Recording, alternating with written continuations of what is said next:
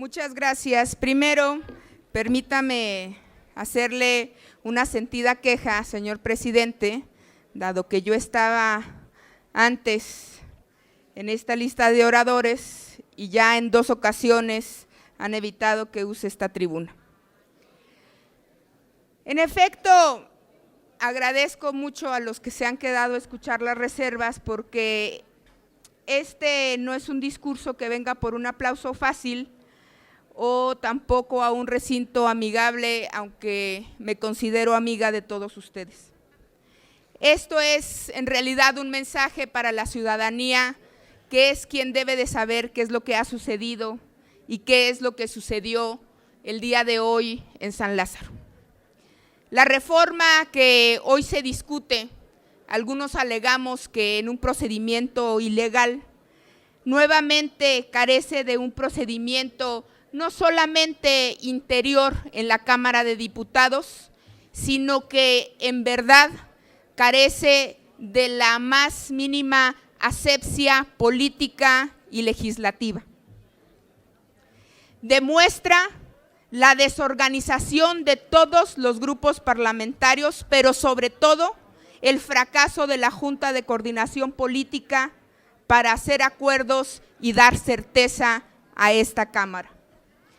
El día de hoy, precisamente, la Secretaría Ejecutiva de la CEPAL planteaba la necesidad de discutir de la manera más profunda y transparente la reforma energética aprobada en el Senado. Decía, México lo merece. Aparentemente nosotros no escuchamos y no vemos lo que sucede en este país. Nosotros estamos, sin embargo, discutiendo esta reforma ahora en el desierto y hace unos minutos en una romería. Esta minuta carece de legitimidad de las comisiones responsables de dictaminarla y se encajona en un procedimiento legal que es completamente dudoso.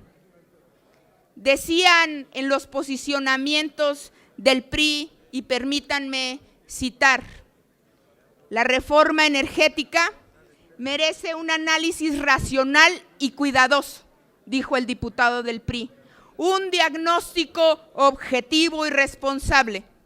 Yo les pregunto, amigos y compañeros del PRI, ¿dónde está ese diagnóstico objetivo y responsable, racional y cuidadoso cuando estamos analizando esta reforma? Y les aseguro que casi ninguno de nosotros hemos leído la minuta que ha llegado del Senado. En otro discurso decían en el PAN, yo solo veo una mayoría, en efecto, una mayoría que, como decía el diputado Camarillo, piensa en la raja política. Pero quiero aclararle, no es la izquierda progresista la que está pensando en la raja política. ¿O qué hicieron ustedes o trataron de hacer con la reforma hacendaria y que pretendían después con la reelección inmediata? Sí, para esta legislatura de la Cámara de Diputados y de Senadores, sacar raja política para poder utilizar el tema del IVA en la frontera y ganarle al PRI los estados de la frontera. El PAN no está entregando un cheque en blanco, dijo Camarillo, nos queda claro. Lo dejó muy claro el Washington Post cuando dejó en evidencia el acuerdo entre el PRI y el PAN. Y citaré por último algo que se ha dicho y se ha repetido mucho en esta tribuna de aquellos que han votado en pro. El futuro no lo agradecerá. Nuestros hijos no lo agradecerán. Permítanme citar a alguien famoso que hablaba también del futuro y de cómo el futuro no lo agradecería. Decía este personaje, lo que hoy algunos llaman una locura, lo que hoy algunos llaman violencia, algún día el futuro nos dará la razón y se reconocerá que ésta salvó al país, salvó a la nación y salvará al mundo. Este era Adolfo Hitler hablando del nacionalsocialismo. claro que lo recordamos y claro que el futuro lo recuerda. Esta privatización, aunque no se quiera aceptar, de la renta petrolera, amigos y amigas legisladores, finalmente no es más que una privatización del petróleo de México.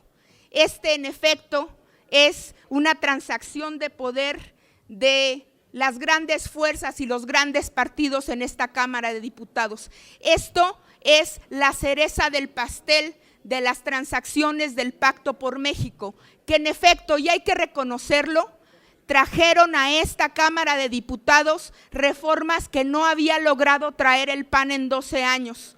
No sé si para bien o para mal. La izquierda progresista piensa que para mal y creemos, citándolos a ustedes mismos, que como dijo el diputado Monreal, en el tiempo veremos que se nos dará la razón. ¿Por qué? Porque el PRI y el PAN se hermanaron en la política económica del neoliberalismo en 1988 con su actual presidente y reclamaron, y lo pongo entre comillas, como una victoria cultural, la instauración del modelo económico neoliberal. Privatizaron ferrocarriles nacionales, privatizaron la telefonía y hoy el futuro nos dice que México es el país que paga las tarifas más altas, no solamente en telefonía celular, sino también fija. Y como ya se ha dicho aquí, aquella victoria cultural de 1988, aquello que decían y vendían como la panacea del futuro, nos convirtió finalmente en este país donde solamente unos cuantos son los que tienen la riqueza y solamente unos cuantos son los que manejan la política y los hilos de este país. Pareciera ahora un acto de cinismo y prepotencia lo que estamos viviendo. Pareciera también que no se quiere discutir, porque dicen los diputados de las mayorías y de la primera minoría que discutir ¿para qué? Pues si ya se ha discutido hace muchos años, que la reforma energética tiene años discutiéndose.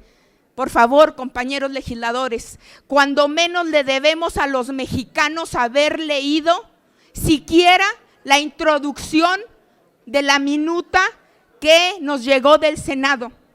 Consultar a los mexicanos, ¿para qué? Decía un legislador del PRI. ¡Qué tontería! Si nosotros somos sus representantes, eso es antidemocrático. Pareciera que no representamos a nadie más que a los propios intereses de nuestros partidos. Nadie duda que se necesitan cambios urgentes en la manera de aprovechar y administrar los recursos energéticos de este país. Los presidentes de antes y ahora, sin embargo, han mal administrado Pemex. Nadie puede negar que Pemex fue llevado al abismo para luego declararlo en quiebra. Se desahució para luego decir que había que venderlo. Lo que más preocupa de esta reforma es, pues, el artículo 28 constitucional, porque sus modificaciones, aunque parecen sencillas, dejan abierta y a la interpretación y quitan como sectores estratégicos al petróleo y a la electricidad. Esto repercute en el artículo 25 y da el monopolio y quita el monopolio de la gestión al Estado. Ya no son prioritarios los temas energéticos para este país. Es tan ridículo como decir que la explotación del petróleo y la electricidad es tanto como hacer tortillas o comida en la calle. Es tan ridículo como decir que esta actividad no tiene importancia ni es estratégica como para el país y que no nos afecta. Es un gran absurdo. El Estado no puede, amigos y amigas, ser desplazado de la rectoría del tema energético. Los límites de la actual reforma pierden y hacen que el Estado pierda esta condición. El Estado es finalmente el equilibrio para estos sectores que protege y debe de proteger a los mexicanos. La renta petrolera en México representa alrededor de un 30% de los recursos fiscales de este país. ¿Cómo no la vamos a considerar estratégica? Eso es lo que ustedes acaban de votar a favor. Me da rabia y me da un poco de pena y me siento decepcionada. ¿Cómo el 30% de la renta de este país no es estratégica? Eso es lo que le estamos diciendo a los mexicanos.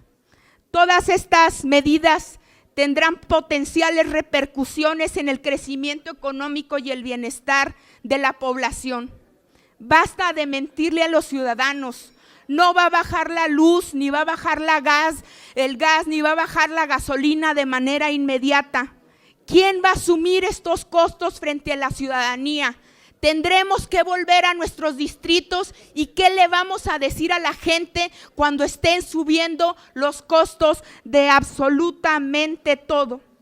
Esta es una reforma donde los contratos, las licitaciones y cualquier otra cosa, porque así se agregó en la minuta que sorprendió ayer al Senado, podrá compartir el porcentaje de utilidad y una parte de las reservas podrán ser luego puestas en los libros de contabilidad de las empresas de las que sean partícipes.